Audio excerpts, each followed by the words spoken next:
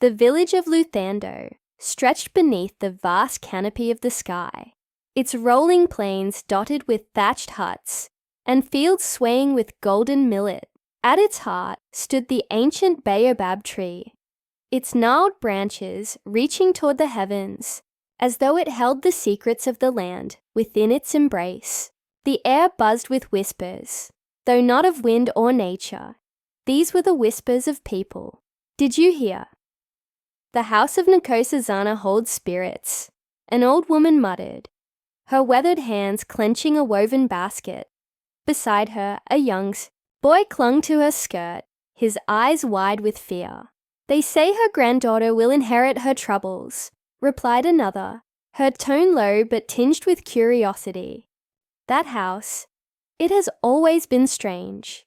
The villagers spoke of the house as though it breathed, its mud walls alive with unseen eyes. Stories passed down for generations claimed it held the spirits of the ancestors, guarding secrets too great for the living to know. But to Amahle, who stood at the edge of the village, the house was just that, a house. Amahle adjusted the strap of her bag, her gaze fixed on the structure that now belonged to her. The thatch roof was weathered, the mud walls cracked but strong. It looked no different from the other homes in Luthando, yet something about it stirred an unease deep within her. She brushed a strand of hair from her face, sighing. "It's just a house," she muttered, her voice firm as though convincing herself. The pull of the city, the noise, the lights, the freedom, still lingered in her mind. Yet here she was, bound by duty to honor her late grandmother's will. Her aunt, Nawazi, emerged from the doorway, her presence as commanding as the stories told of her. She was draped in a vibrant kaitangja, the colors clashing with her stern expression. "Amahle," she called, her voice carrying the weight of authority. "You have returned. I prayed the ancestors would guide you." Amahle forced a smile, stepping forward. "It's good to see you, Aunt Nawazi." Nawazi's sharp eyes scanned her niece from head to toe, as if searching for cracks in her resolve. "The house is yours now, but it is not just a house. Respect it, Amahle. Respect the ancestors who dwell here." Amahle waved a dismissive hand.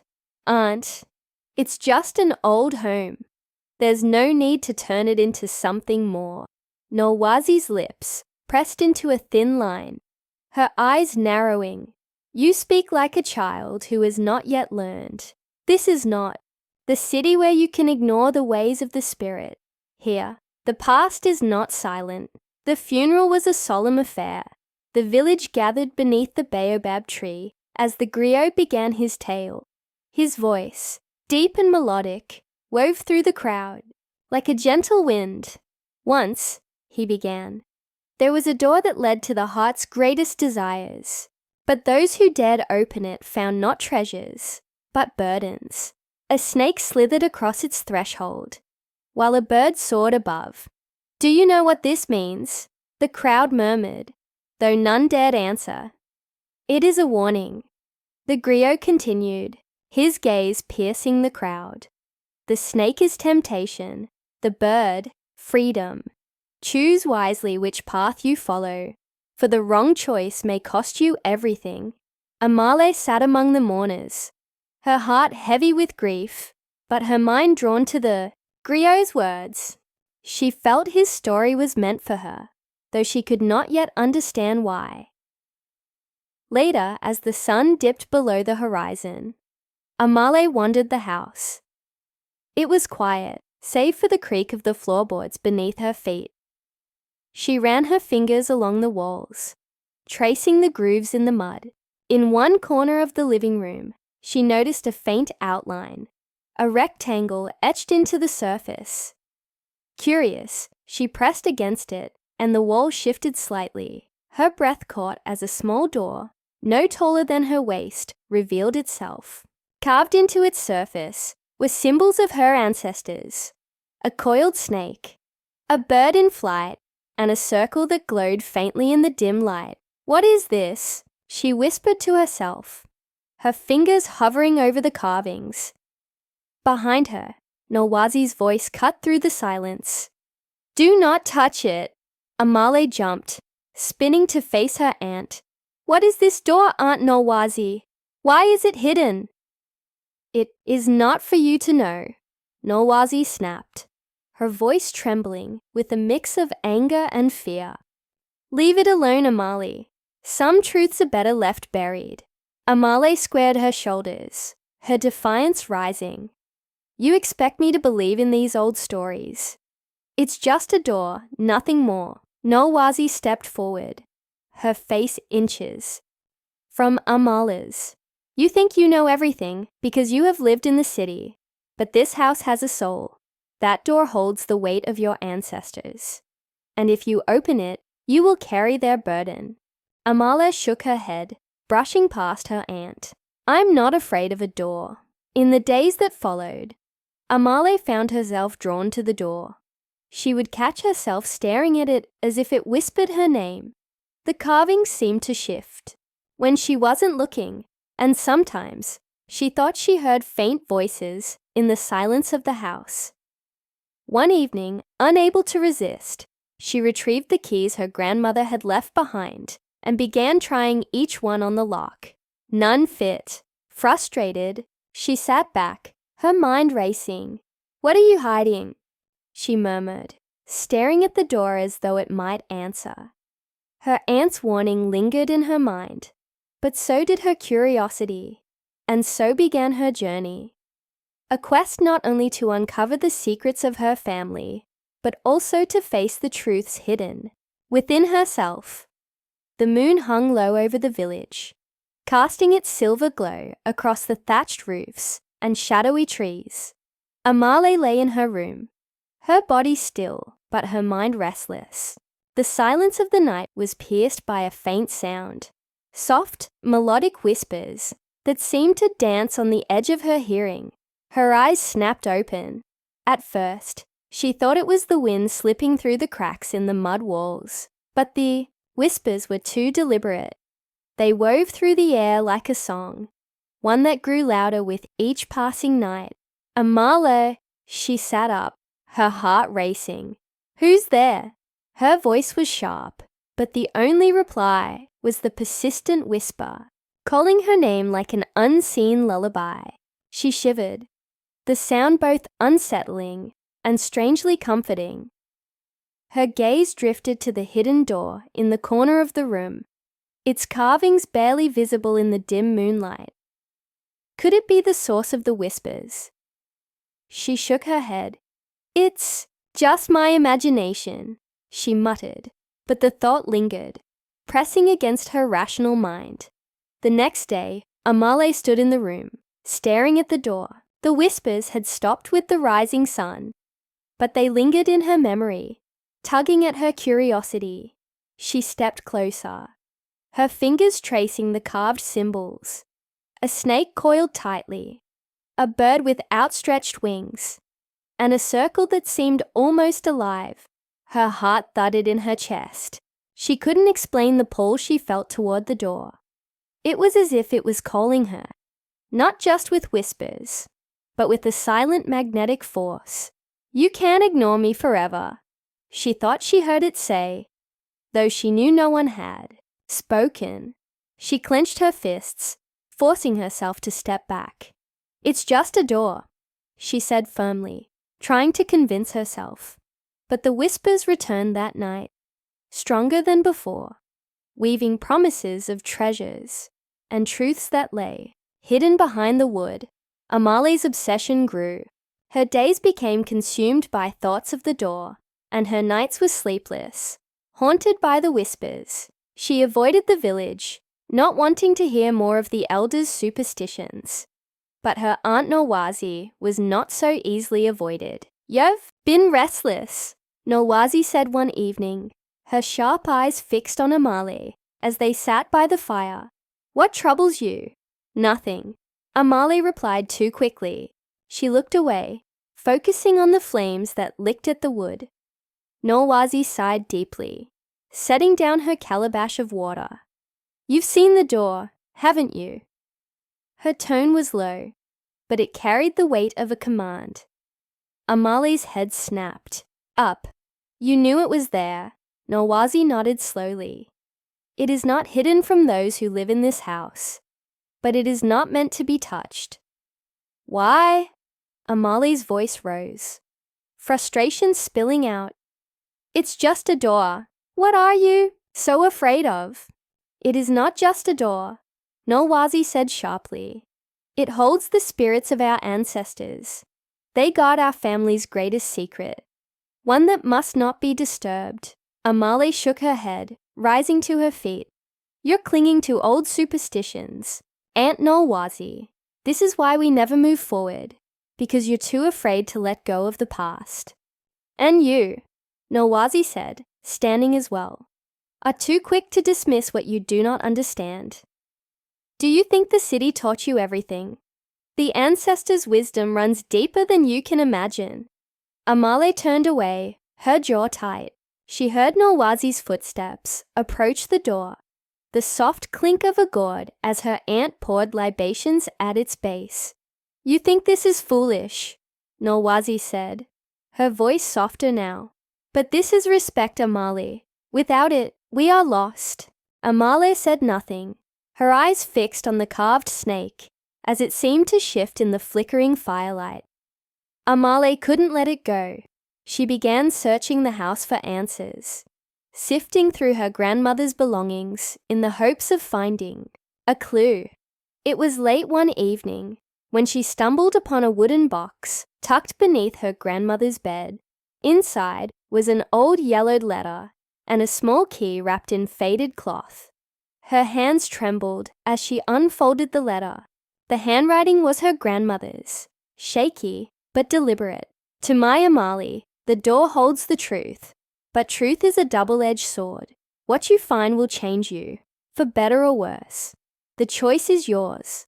But remember, once the door is opened, it cannot be closed. Choose wisely." As she read the final words, something cold brushed against her hand. She gasped, dropping the letter as a snake slithered across her skin, its dark eyes glinting before it disappeared into the shadows. Her breath came in sharp gasps. The key was warm in her hand, as though it had absorbed her fear. She stared at it, the weight of her grandmother's warning pressing against her chest. That night, Amahle approached the door, the key clutched tightly in her hand. The whispers were louder than ever, their melodic rhythm pulling her forward. Her heart pounded as she knelt before the carvings. She hesitated, the key hovering over the lock. What if Nolwazi was right? She thought, but the pull was too strong. The promise of answers, too tempting. With a deep breath, she inserted the key. It fit perfectly, and as she turned it, the carvings began to glow with a faint golden light. The whispers grew into a crescendo, then stopped abruptly as the lock clicked open. Amahle pushed the door ajar, her hands trembling. Beyond it was a staircase spiraling down into darkness, the air heavy with the scent of earth and something faintly sweet. She hesitated at the threshold, fear and curiosity battling within her. Summoning her courage, she stepped forward. The darkness seemed to swallow her whole. The whispers now replaced by the echo of her footsteps. Each step felt heavier than the last, as though the air itself was laden with the weight of her ancestors' gaze. As she descended, Amahle felt a strange familiarity in the air, as if she were walking into a part of herself she had long forgotten. She couldn't turn back now. Whatever lay ahead, she knew it would change her forever. The air in the chamber was thick, alive with an energy Amahle had never felt before. As she stepped into the vast space, her breath caught. The walls were adorned with glowing murals, each one shimmering faintly, their light shifting like embers caught in a breeze. She approached the nearest mural, her fingers hovering just above its surface. The image depicted a warrior holding a spear, his face carved with determination. Behind him stood a healer, her hands raised toward a sick child, while shadows loomed in the background, their faces twisted with betrayal. "These are my ancestors," Amahle whispered, her voice trembling with awe. The figures seemed to move, their stories playing out in flashes of light and shadow. She turned, taking in the room as her heartbeat quickened. Each mural told a piece of her family's story. Moments of triumph, of wisdom, of betrayal. The chamber felt alive, pulsing with the weight of generations. At the center of the room stood an object that drew her in like a magnet. It was an ancient mirror, its frame crafted from gold and ebony, etched with the same symbols as the hidden door. The coiled snake, the soaring bird, and the glowing circle. Amahle approached the mirror cautiously, her reflection shifting, as if the glass were made of water. She leaned closer, and the ripples gave way to an image. It wasn't her own face staring back, but her grandmother's, serene and smiling. Go, Amahle breathed, tears springing to her eyes. But the smile faded, replaced by something darker, a flash of fear, a shadow moving behind her grandmother, and then a hand Amahle recognized. The mirror rippled again, and this time it revealed Nolwasi, her aunt's face twisted with anguish as she stood in the background, watching. Amahle stumbled backward, her chest tightening. "No," she whispered. "This can't be." But the mirror was relentless, the scene shifting again, showing her grandmother's final moments. Nolwasi had known. She had hidden the truth.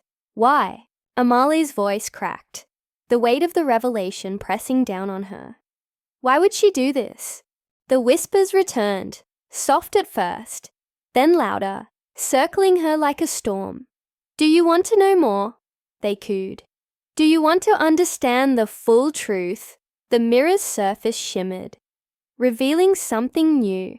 It showed Amahle, herself, surrounded by wealth and power, standing atop a mountain as villagers bowed before her. She was dressed in flowing robes, her hands adorned with gold. She looked free. She looked untouchable. "This can be yours," the whispers promised. "But it comes at a cost." Amahle stared, entranced.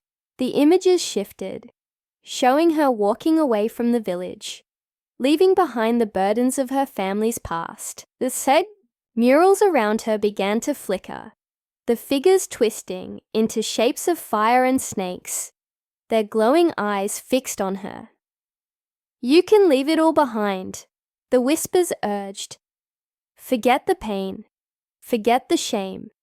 Take the power, and you will never have to look back." Amahle's hands clenched into fists, her mind a whirlwind of thoughts. She felt the weight of her grandmother's warning, the griot's story, and Nolwasi's betrayal, all crashing together.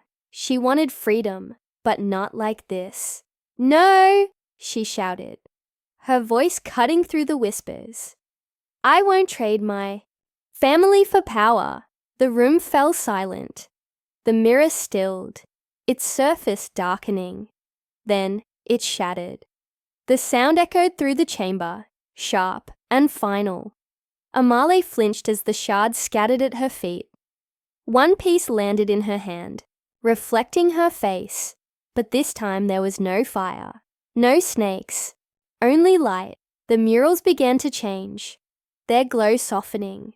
The warrior laid down his spear. The healer smiled. Shadows lifted, and the story shifted to ones of unity and redemption. Amahle looked around, tears streaming down her face. "This is what I choose," she said softly. "To honor the truth, no matter how heavy it is." The chamber began to fade, the light dimming until only the shard in her hand remained. As she turned to leave, she looked up and saw a bird soaring above, the baobab trees painted on the last mural. Its wings were wide, its path clear. Amahle climbed the stairs, her resolve stronger than ever. The whispers were gone, replaced by the steady beat of her heart. She had made her choice, and with it, she carried the hope of breaking the cycle, of forging a new path for her family. The air in the chamber was heavy, yet strangely calm, as if holding its breath. Amahle stood before the shattered mirror, its shards glinting like fallen stars across the stone floor. The faint glow of the wine murals around her began to dim, their stories retreating into silence. She took a deep breath, her voice steady but resolute. I choose the truth. I choose my family. The whispers that had circled her fell silent, fading into the stillness. Amahle looked at her reflection in a shard of glass in her hand. This time, the face staring back at her seemed lighter, freer, no longer weighed down by the burden of temptation. The chamber pulsed one final time, and then, like a flame extinguished, the light disappeared. Amahle turned and began her ascent, each step feeling like she was climbing out of an abyss into the dawn. As she emerged into the house, the air felt lighter, fresher, as if the walls themselves had exhaled. Under the sacred baobab tree, the village gathered, their faces a mixture of curiosity and concern. The elders sat in a semicircle, their staffs adorned with carved symbols of wisdom and authority. The sun filtered through the branches, casting dappled shadows on the ground. Amahle stood in the center, her back straight, her heart pounding. I have called you here because the truth must be spoken, she began, her voice steady but filled with emotion. For generations, our family has lived with secrets buried deep, but I have seen them. I have walked into the past and faced what we were too afraid to confront. The murmurs in the crowd grew louder, but the chief elder raised his hand, and silence fell. Speak, child, he said, his voice deep and commanding. Amahle continued, recounting her journey into the hidden chamber, the glowing murals, the mirror, and the revelations it had shown her. When she spoke of her grandmother's betrayal and the role her Aunt Nolwazi had played in hiding the truth, gasps rippled through the crowd. Nolwazi, who had been sitting at the edge of the gathering, lowered her head. The elders turned their gazes to her, their expressions stern but expectant. Nolwazi rose slowly, her movements deliberate. She walked to the center of the gathering and knelt before the elders, her hands trembling. I was afraid, she began, her voice barely above a whisper. I feared what the truth would do to this family, to this village. I thought hiding it was the only way to protect us. Her voice broke, and tears streamed down her face. She reached for a gourd of water at her side and poured it onto the ground before her. I offer this libation to the ancestors, she said, her voice steadier now, for forgiveness, for guidance. I was wrong to hide the truth. The chief elder stood, leaning on his staff as he looked down at her. Nolwazi, he said, his tone heavy with both authority and compassion. You allowed fear to guide you, and in doing so, you dishonored the ancestors. But today, you have shown humility and courage. The path to redemption begins with truth. Amahle stepped forward, placing a hand on Nolwazi's shoulder. Aunt, she said softly, I was angry, but I understand now. The truth is heavy, but we must carry it together. The elders nodded in agreement, and the crowd murmured their approval.